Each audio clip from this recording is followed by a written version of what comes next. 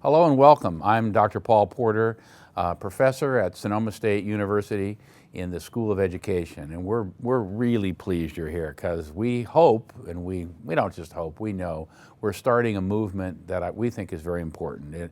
For me, it started with realizing that there was kind of an artificial separation between the thinking of the business world, the thinking of educators and what educators are doing. And I've felt for quite a while that we need to really come together more on those kinds of ideas, those kinds of outlook on the world. And we want to do that early. And so I'm pleased to be here to share some things with you and to really begin exploring this topic of entrepreneurialism in education. Yeah, and I'm Mark Nelson. I am the entrepreneur in residence at Sonoma State University School of Business. And I'm here because I had the distinct pleasure and opportunity for 2.5 decades of working with the outputs of the educational system. Had a long career, about 2.5 decades, in the human resource, staffing, and workforce management space, working with companies like Google and Sony Computer Entertainment, Bank of America, Cisco Systems, a host of others. I also had the opportunity to do a lot of career counseling, thousands of people, placing thousands of people, and basically working in the work world. And saw a whole bunch of things changing and transitioning. And I think that the educational system is ripe for opportunities, and that puts you right in the forefront of, I think, leading a movement in really creating greater alignment between what's happening in the working world and what's happening in our educational systems. In fact, Paul, you and I have talked about this. I think that the wedge, the wall, the delineation needs to be increasingly reduced and separated. So I'm excited because I think lifelong learning is here to stay, and I think the educational system and the educators are the place to do it. Yeah, Mark, it kind of reminds me, it always kind of bugged me a little bit that we were saying in our schools we're doing career education, we're doing vocational education, et cetera, and we were doing it. It was a project in the senior year. It was a paper students did in one course or something like that. Something's wrong with that. It always bothered me that then all students go and they get a job out or go looking for a job, and what do businesses complain about? Students aren't ready. Students aren't ready. They're not ready. So we've got to start earlier, and it's more than just doing a unit on vocational education or career. No. In fact, it's really about unleashing what's inside of young people, because I think really everybody has a unique purpose. I think people are waiting for the youth of today to find out why they are here, to find ways to self-explore. And I think if there's one thing that we can do from an educational perspective, it's to find ways for young people to continue to self-discover. This concept of lifelong learning, if we can embed it into young people at a very long age, they're going to be gifted with something, not just with creativity and critical thinking and collaboration and communication, the 4 C's, but a curiosity about themselves. A fifth C. A fifth C. But a curiosity so that learning becomes just part of their fabric. And so that translates from a working world perspective into ongoing development and ongoing growth so that you're meeting the needs and requirements of what's out there, and you can have a great life, both internally and externally. The other thing I think is important, Paul, is that this idea of development, it should be owned by an individual. No longer is it really the ownership of an institution, whether that be an educational system or whether that be a corporation. We have to instill in the people of today that the responsibility of personal development and lifelong learning is theirs, because there's not a greater asset in the world than yourself.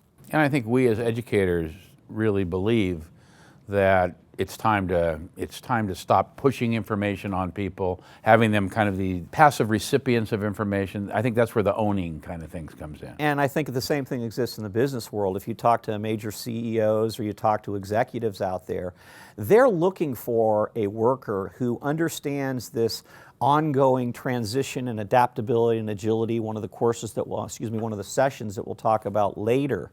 how important it is and how this concept of owning your own life and your own lifelong learning is critical to the development of their workforce. So again, this is an existence that transcends worlds, and it's not just education, it's not just business, it's not just not-for-profits, it's not just any one isolated area, it's everywhere. So we'd like to welcome you to this course, and we hope you'll join with us in what we consider kind of a movement to really individualize, to personalize, to entrepreneurialize education and vice versa. When you think about this topic, what are some of the myths or old thoughts that we've been holding on to that kind of prevent us from moving in that direction? Sure. Well, I think first and foremost, the chances of you staying in the same job, in the same company, doing the same thing for 30 years are yesterday. They're 2 decades ago. And I think this concept of being a mobile worker, a worker who is maybe working for multiple companies, a worker who works for a company for 2 or 3 years, or an institution, could be education or what have you, is really the wave of the future. I also think that people will be wearing multiple uniforms, and so that the myth that you're going to be protected by this institution and taking care of this institution is over. And so we have to really promote the biggest asset in the world, which is ourselves and our youth and individuals, and help them carve away a life portfolio for themselves that's meaningful. I think what you're saying too is this notion of one job for the rest of your life. You apply, you get ready, and that's it. Gone. Gone. Gone. Way gone. And I think, again, this concept of self-sufficiency and building networks yourself that will help support you, guide you, lead you in some cases, is really where the rubber meets the road. Historically, that came from a uniform and an ecosystem that was perhaps a little bit more isolated and institutionalized. Now we're in a much more of an open system, both in education and in the workforce, that I think demands a different kind of mental mobility, a different kind of ability to navigate between worlds, things that we'll talk about in more depth as the sessions go on. Well, now's probably a good time for us to try to define this term that we've been using, bantering back and forth here. What is entrepreneurial education? It's my view, first of all, and I'd love for you to take off on this, but it's a way of thinking more than an act, a way of thinking that we need to begin to encourage our students to start doing, even at a very early age. But Mark, what would be some of the key points for you in defining? Well, given the fact that our primary audience is educators, I'm pleased to say that I think it's in alignment with the 4 C's. I think if you look at entrepreneurial skill sets, entrepreneurial thinking, entrepreneurial behavior, entrepreneurial modeling, you really are talking about the 4 C's: critical thinking, collaboration, communication, creativity. And your new one. Curiosity.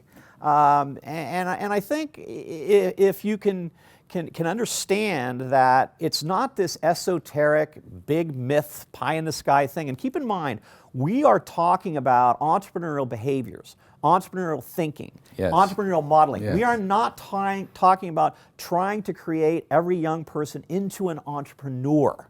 Because it's not about just starting a business or absolutely making not. money. This can be, you can be a videographer, you can be a musician, you can be an educator, you can be a business guy. Everybody needs to understand these things, and I think one of the critical things, again, and I'm sounding a bit redundant, is this concept of ongoing self-discovery, ongoing understanding of what's going on inside of you and trying to create alignment with what's going on externally, and then hopefully there's a market for it. And learning to take risks more, learning to think of yourself as the main vehicle for success, for influencing the world. All those things have to do with this entrepreneurial thing. The greatest asset in the world is you. You're not going to get a better return on investment in this world than you. It's not your 401k, it's not the equity in your home, it's not stocks and bonds, it's not whatever. It's you. It's the intellectual capital, it's the experiences that you bring, the skills that you bring that are relevant to others. That is the most important thing in the world, and that's why educators plays such a pivotal role. Paul, I remember growing up, and I told you this earlier on, man, when I was a young guy, the 5 most important people in the world, as far as affecting me in my life, 4 of them were either educators or coaches. So that just tells you the importance of the educator and the coach in young people. And all it takes is one teacher affecting one kid very positively, and you've changed a world. That's powerful stuff. And I think that's why we're bringing together business and education.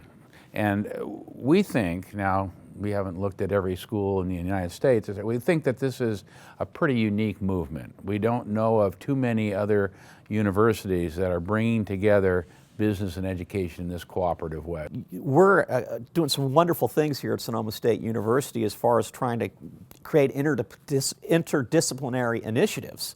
This is one of them, but there's other ones that are going on as we speak, and I think, you know, Dean Silver is a magical leader, and I think that we see an opportunity to create entrepreneurial asset, entrepreneurial exposure, entrepreneurial tools to the entire university over the course of time, because if we can do that and prove it as a model, then it can be replicated.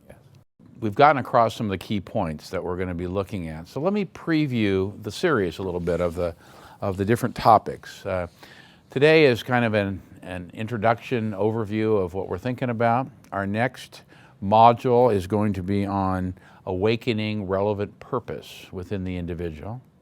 Our third module has to do with how do you take that relevant purpose and apply it to the world. Then we have a module on becoming an economic unit of one, which you'll hear us talking about a lot. Then a session on rethinking risk, helping students, helping teachers, helping everyone to think about risk in a kind of different way. Our next module is on agility and adaptability, which was really about change. And finally, we end with, we think it's a pretty exciting talk or session on building a life portfolio. So that kind of overviews our whole series.